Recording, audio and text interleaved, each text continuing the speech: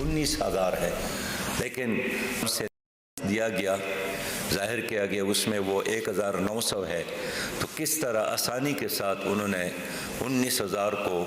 1,900 بنایا ہے۔ تو یہ ایک صفر اڑانا یا ایک صفر جمع کرنا، یہ جو عمل الیکشن کمیشن نے اختیار کیا ہے، یہ تمہارے دامن پر ایک ایسا سیاہ داغ ہے جو تاریخ میں ہمیشہ کے لیے نظر آئے گا۔ محترم صحافی حضرات، ہم نے بھرپور حصہ لیا ہے،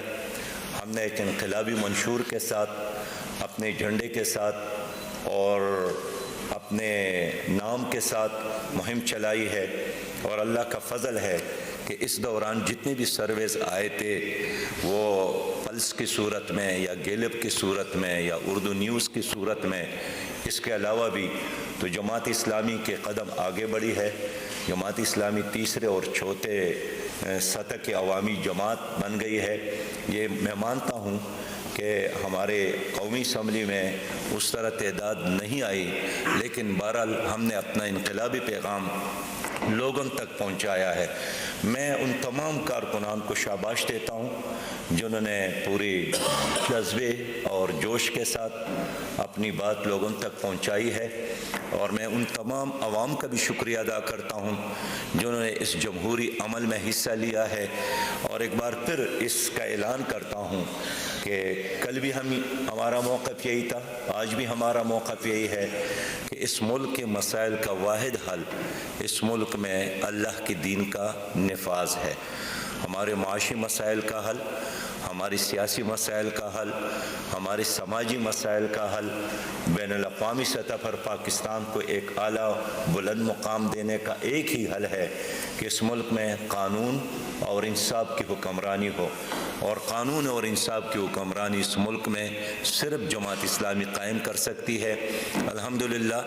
ووٹ ہمیں پہلے سے زیادہ ملے ہیں،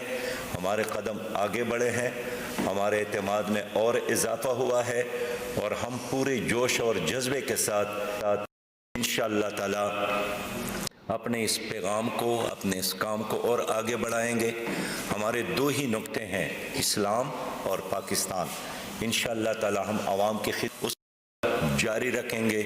میں اپنے کارکنان کو، خاص اپنے امیدواران کو، جو عام لوگ تھے، جو غریب لوگ تھے، بہت سارے ایسے کینڈیڈیٹ تھے جن کو ہم نے ٹکٹ دیا تھا لیکن ان کے ساتھ گاڑی بھی نہیں تھی، موٹر سائیکل پر انہوں نے مہم چلائی، پیدل ایک ایک گھر جا کر اپنی بات لوگوں تک پہنچائی ہے۔ میں ان تمام امیدواران کو بھی شاباش دیتا ہوں، اس یقین کے ساتھ کہ تم، خاص کر خواتین کو بھی، کہ تمہارا ہر قدم، تمہارا ہر لفظ اور تمہارا ایک ایک پیسہ جو آپ لوگوں نے خرچ کیا ہے